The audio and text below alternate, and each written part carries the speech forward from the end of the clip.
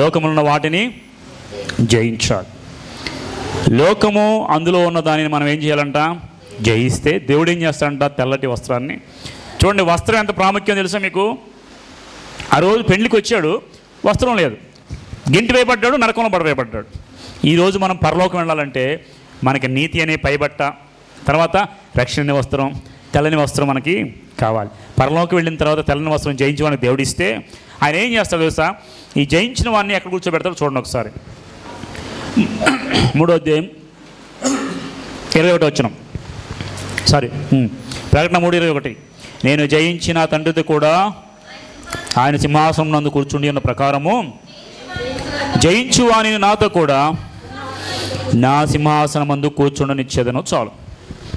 జయించేవాడికి దేవుడు తెల్లని వస్త్రం ఇవ్వటమే కాకుండా ఏం చేస్తాడంట? దేవుని సింహాసనమే కూర్చోబెట్టి. నాకు డౌట్, నేను అనుకునే ఉండేవారికి దేవుని సింహాసనం ఒకటే ఉంటుంది కదా, జయించేవాడిని సింహాసనం మీద ఎలా కూర్చోబెడతాడు? ప్రపంచంలో చాలామంది ఉన్నారు జయించేవాడు, వీళ్ళందరినీ ఎక్కడ కూర్చోబెడతాడు దేవుడు?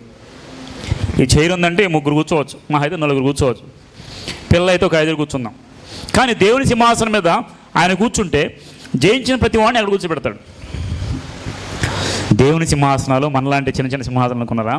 ఆకాశము దేవుని యొక్క సింహాసనం, భూమి దేవుని యొక్క పాదపీఠం. అంటే ఇది కొంతమంది పీట వేసుకుంటారు పాదాల కింద. దేవునికి భూమి ఎలాంటిదంటే ఒక పాదపీఠం లాంటిది. కాబట్టి దేవుని సింహాసనం చిన్నదా పెద్ద? జయించే ప్రతి వాడిని ఆయన ఎక్కడో కూర్చోబెట్టు, ఆయన పక్కనే కూర్చోబెట్టుకుంటాడు. కాబట్టి జయించడం అంటే ఏంటంటే లోకమును, పాపమును, అసూయ, ద్వేషం అన్నిటిని ఏం చేయాలి మనం? నాలో అసూయ ఉందనుకో, నేనేం చేయాలి? అసూయని జయించాలి. నాలో పిసినారితనం ఉందనుకో ఏం చేయాలి? జయించాలి. నాలో వాగుడు, బూతులు ఉన్నాయనుకో నేనేం చేయాలి? దాన్ని జయించాలి. నాలో పాపం ఉందనుకో ఏం చేయాలి? నేను జయించాలి. అంటే లోకములో దేవునికి నచ్చని ప్రతి దాన్ని మనం జయిస్తే దేవుడు ఏం చేస్తాడు? తీసుకెళ్ళి సింహాసనం మీద కూర్చుని పెడతాడు. జయించువానికి సింహాసనం ఇచ్చి తెల్లని వస్త్రాలు ఇచ్చి ఆయనతో పాటు ఆయన సింహాసనం మీద కూడా మనం ఆయనతో కూడా ఏలతాం. తెలుసా మీకు ఆ విషయం? మీరు మామూలు మనుషులు కాదు. దేవుడు మనకి ఇచ్చిన అధికారం ఏంటి తెలుసా? దేవునితో కూర్చొని పాపులను కూడా అనేక మంది మనం తీర్పు తీర్చుతాం. లోకమునకు తీర్పు తీరుస్తాం. ఎప్పుడు? సింహాసనం. అలాంటి గొప్ప జీవితం దేవుడు మనకి ఇస్తే దేవుని బాగొట్టున్నారు చాలామంది. ఇప్పుడైనా కళ్ళు తెరవండి, దేవుని తిరగండి, ఖచ్చితంగా దేవుడు మన పక్షంగా నిలబడి మనకి విజయాన్ని అనుగ్రహిస్తారు. తర్వాత మత్తయి సువార్త 25వ అధ్యాయం చూడండి. త్వరగా నేను ముగించేస్తాను. మత్తయి సువార్త 25వ అధ్యాయము 8వ వచనం, 25. మత్తయి సువార్త 25వ అధ్యాయము. బుద్ధి లేని కన్యకులు మా కీయుడని బుద్ధి గల వారిని. మీకు ఈ స్టోరీ అని తెలుసు కదా. 25 మొదట్లో మాట చూడండి. పరలోక రాజ్యము తమ దీటిని పట్టుకొని పెండ్లి కుమార్తెను ఎదుర్కొండకు బయలుదేరిన 10 మంది కన్యకలను. ఇందాకేం చెప్పాడు? పరలోక రాజ్యం ఎలా ఉందన్నాడు? ఒక పెండ్లి విధిని పోలి ఉందన్నాడు. ఇప్పుడేమన్నాడు? పరలోక రాజ్యం ఎలా ఉందంట? పెండ్లి కుమారుని ఎదుర్కొండకు బయలుదేరిన 10 మంది కన్యకులు పోలి ఉంది. చూడండి దేవుడు ఎంత ఎగ్జాంపుల్ చెబుతున్నాడు. అక్కడేమో విందు పోలిచ్చాడు. ఇక్కడ ఏం చేశాడు దేవుడు? కన్యకులను పోల్చి పరలోక రాజ్యానికి వచ్చేటువంటి వారిని 10 మందిని పోల్చాడు. ఈ 10 మంది స్టోరీ మీకు తెలుసు కదా. 10 మంది కన్యకులు. వినండి జాగ్రత్తగా. 10 మంది ఎంతమంది? కన్యక అంటే పరిశుద్ధురాలు. 10 మంది కూడా పరిశుద్ధులే. వారంట పెండ్లి విందు కోసం ఎదురు చూస్తూ ఒకచోట వెయిట్ చేస్తున్నారు. అందరి దగ్గర ఏముంది? నూనె ఉంది. బుద్ధి గల వారి దగ్గర నూనె ఉందా?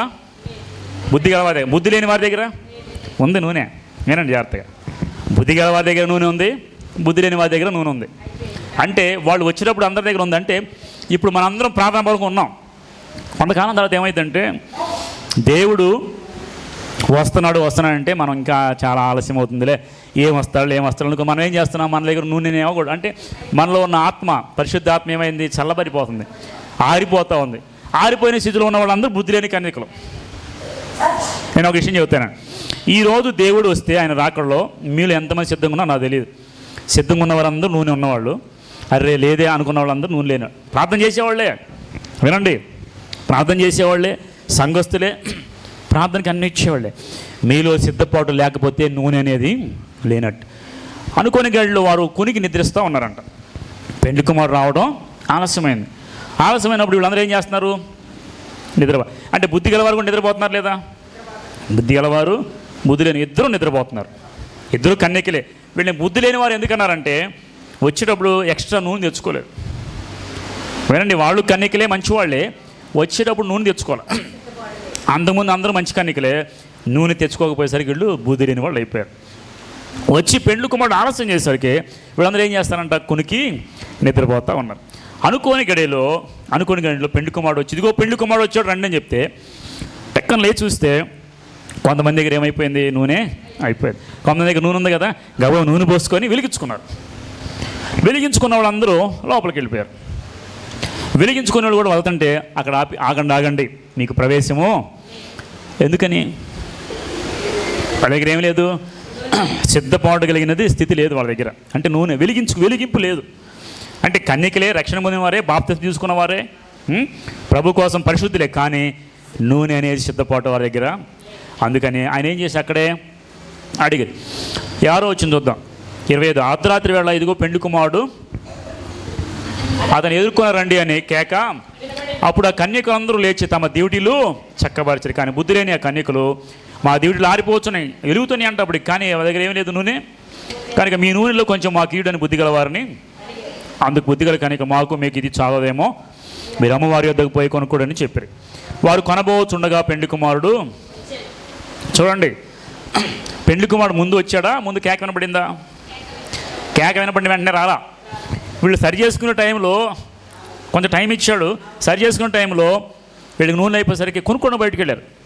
వాళ్ళు ఎప్పుడైతే బయటికి వెళ్ళారో వారు కొనబోచుండగా పెండ్లి కుమారుడు, వినండి జాగ్రత్తగా, దేవుడు వచ్చినప్పుడు నువ్వు రెడీగా లేకపోతే కొనటానికి వెళ్ళావా, నువ్వు లేని టైంలో వస్తాడా దేవుడు, అప్పుడు ఏంటి నీ పరిస్థితి? విడబట్టమే. వారు కొనబోచుండగా, కొనుక్కొని వచ్చిన తర్వాత రావచ్చు కదా, కొనబోచుండగా చూడండి పెండ్లి కుమారుడు అప్పుడు సిద్ధపడి ఉన్నవారు అతన్ని కూడా పెండ్లి విందులోకి లోపలికి అంతకు తలుపు తీసి ఉంచాడు కొనటానికి వెళ్ళిన వాళ్ళకి. వినండి, నువ్వు అనుకున్నప్పుడు రావడానికి, నువ్వు అనుకున్నప్పుడు దేవుని రాజ్యానికి నీ ఇల్లు నా ఇల్లు కాదు, అది కొన్ని రూల్స్ అండ్ రెగ్యులేషన్స్ ఉంటాయి. దేవుని ఇల్లు పరిశుద్ధమైంది, రూల్స్ అండ్ రెగ్యులేషన్స్. నేను నూనె తెచ్చుకొని వస్తాను, కాసేపు ఆగండి అంటే ఆగుతారా? 12:30 మన ప్రార్థన అయిపోయా, నేను 5 నిమిషాలు వస్తానంటే ఆగుతా ప్రేయరు? చెప్పండి, నిర్లక్ష్యం అంతా. ఇవన్నీ మనం తగ్గించుకోవాలి. వారు కొనబోచుండగా పెండ్లి కుమారుడు, వాళ్ళకి ఏముందంట, నిర్లక్ష్యం ఉంది. ముందే నూనె తెచ్చుకోండి అంటే ఏముందో సరిపోతుందే. ఇప్పుడు వాళ్ళు గెంటి వేయబడడానికి కారణం ఏంటి చెప్పండి మీరు? అసలు ఏంటి రీజన్ ఏంటి చెప్పండి మీరు? వాళ్ళు పెండ్లి విందుకు వెళ్ళకపోవడానికి కారణం ఏంటి? అసలు మెయిన్ రీజన్ అంటే నిర్లక్ష్యం, లెక్కలేని తనం. మనం కూడా ఇప్పుడు ఎలా ఉన్నాం చెప్పండి? నిర్లక్ష్యం, లెక్కలేని. అంటే మన బుద్ధి గల కన్యక, బుద్ధి లేని కన్యకలా చెప్పాలి మీరు. నేనైనా మీరైనా కన్యకల కింద లెక్కే. బుద్ధి లేని కన్యకలు నిర్లక్ష్యంగా ఉన్నా. దేవుని మంది రేపు పోదాం, టైం ఉందిగా. వాడు 11 పాటలు పాడుతూ ఉంటాడు జేపులు గాడు, 10:30 నుండి 11:30 దాకా. ఏం పోతాం అనుకునేవాళ్ళు ఉంటారు. పాటలు టైంపాస్ కోసం కాదండి, ఆరాధించడానికి. చాలామంది ఏం చేస్తారంటే ప్రార్థన స్టార్ట్ చేసి పాటలు పాడుతూ ఉంటారు 1-2 గంటలు. ఎందుకు? జనాలు వస్తారని. జనాలు రావడం కోసం కాదు పాటలు పాడేది, దేవుని స్తుతించడానికి. నువ్వు అందులో మిస్ అయిపోయావంటే దేవుని స్తుతించడానికి నువ్వు మిస్ అయిపోయినట్టే. దేవుని మహాదేవుని ఆరాధించే గొప్ప భాగ్యం మనకి దేవుడు ఇచ్చాడు. పాటలు అయిపోయేదాకా రారు కొంతమంది వాక్యం మధ్యలో. అంటే కొంతమంది పనులు ఉంటాయి, నేను వాళ్ళని అంటలేదు, నేనేమంటాను, అడ్జస్ట్ చేసుకోండి. బుద్ధి లేని కన్యకలు ఏం చేశారంటే దేవుడు వచ్చేటప్పుడు కొనడానికి వెళ్ళారు. నిర్లక్ష్యం. ఆ నిర్లక్ష్యం ఇప్పుడు మన మీద కూడా ఉంది. ఇప్పుడు చెప్పండి, మీరు బుద్ధి గలవారా, బుద్ధి లేనివారా? సగం బుద్ధి గలవారం, సగం బుద్ధి లేనివారు. అటు ఇటుగా ఉంటే ఏం కాదు మనకి. ఒకటే, ఎస్ ఆర్ నో.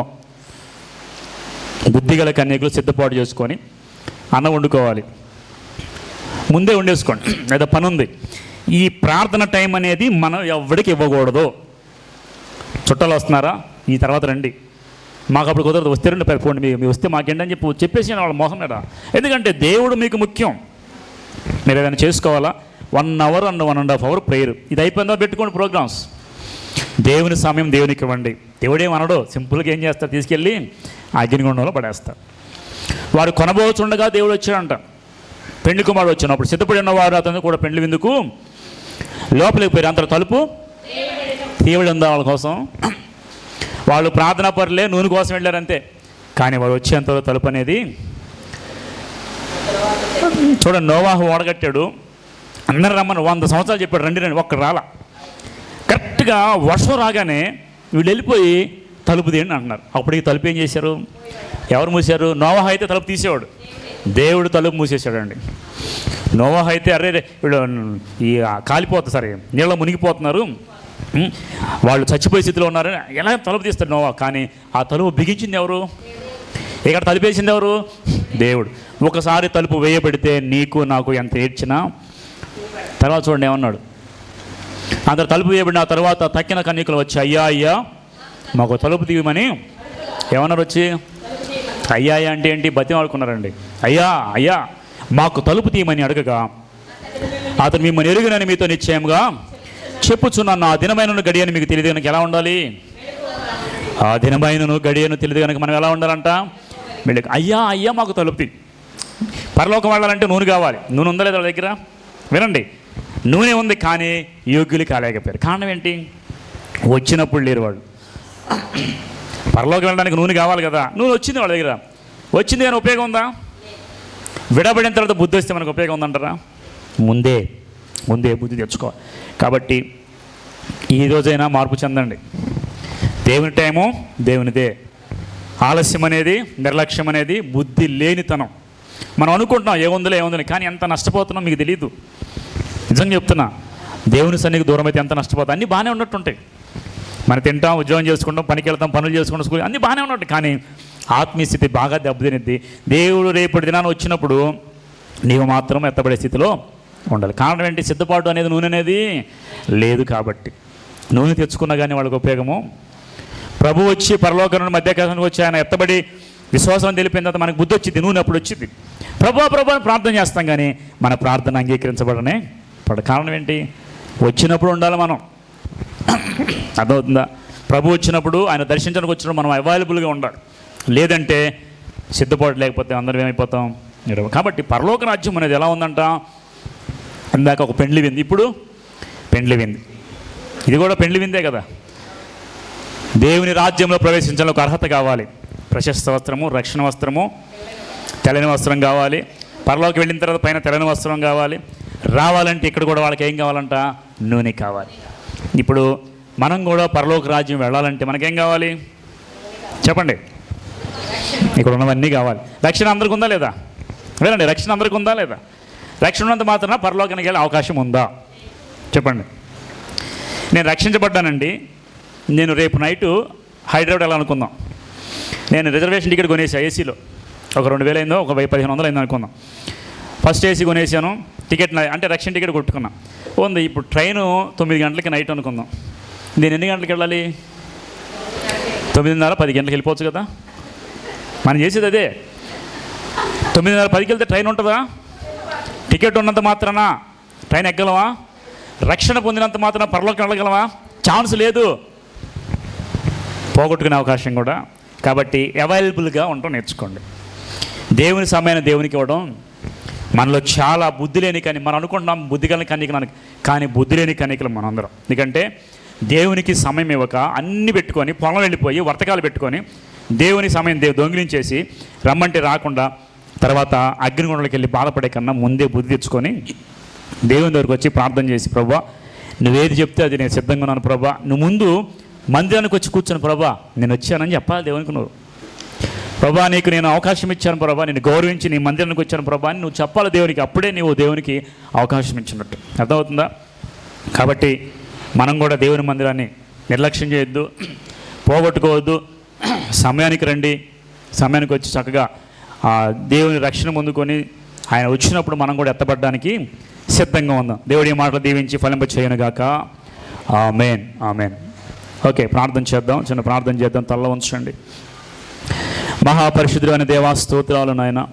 ఏ దినమున ప్రభువా మీరు మాకు మంచి అవకాశం ఇచ్చి పనికిరాని మమ్మల్ని ప్రేమించిన ఆయన పరలోక రాజ్య మర్మాలు మాకు తెలియజేశారు. అనేక మందిని పిలవడానికి పెండ్లి విందు చేయించి పంపించారు, కానీ పిలవబడిన వారు ఎవరు కూడా రాలేదు ప్రభా. అన్యులైన వారు, పనికిరాని వారి కోసం అవకాశం ఇచ్చారు.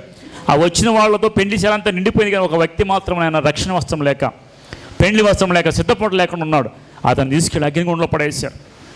ఈరోజు మేము కూడా మందిరాలకు వస్తున్నాం కానీ సిద్ధపాటు లేదు. మాకు రక్షణ వస్త్రం లేకపోతే సిద్ధపడని వస్త్రం లేకపోతే, నీతి అనే వస్త్రం లేకపోతే మేము నరకబడి అగ్నిలో వేయబడిన చుట్టూ వల్ల మేము ఉంటామని వాక్యం సెలవిస్తుంది. మమ్మల్ని సరిచేయండి ప్రభా. ఎంతవరకు నేను నిర్లక్ష్యం చేశాను ప్రభా. ఇక నుండి నీకు అవకాశం ఇచ్చి నేను ముందుగా నీ సన్నిధిలో నేను కనపడాలి, నీకు అవకాశం ఇవ్వాలి, నేను గణపరచాలి. విశ్రాంతి దినంలో నీతి నేను స్తుతించాలి ప్రభా. అట్టి కృప నాకు దయచేయండి. నా వ్యాపారములకు, నా పనులకు ప్రభా, నా పొలములకు వెళ్ళి నీ సమయాన్ని నేను దొంగిలించక నీ సమయాన్ని నీకు ఇచ్చే కృప నాకు దయచేయండి. నీకే స్తోత్రాలు చెల్లిసిన బుద్ధి కలిగిన కన్యకలు నువ్వు ఎలాగ సిద్ధపాటు చేసుకున్నారో, బుద్ధి లేని వారు ఎలాగైతే నాయన సిద్ధపాటు చేసుకోలేదో, నిర్లక్ష్య ధోరణిలో మేమున్నాం ప్రభా. ఈరోజు మమ్మల్ని మన్నించండి, కనికరించండి, నిర్లక్ష్యం తొలగించండి. నీ సన్నిధిని, నీ మందిరాన్ని ప్రభా గౌరవించిన ఆయన అయ్యా తండ్రి, నీ ఎదుట మేము కనపడినట్లు మీరు మాకు సహాయం చేయమని, మీరు వచ్చిన సమయంలో మేము అవైలబుల్ ఉన్నట్లు మీరు మాకు కృప చూపించమని, ఇప్పటివరకు నైనా ఆ నిర్లక్ష్యపు స్వభావాన్ని తొలగించి మీరు మహిమ పొందమని, మమ్మల్ని సరిచేయమని యేసు నామములో ప్రార్థించి వేడుకొని పొందుకున్నాం తండ్రి. ఆమేన్, ఆమేన్, ఆమేన్. అది ఆపేసాను.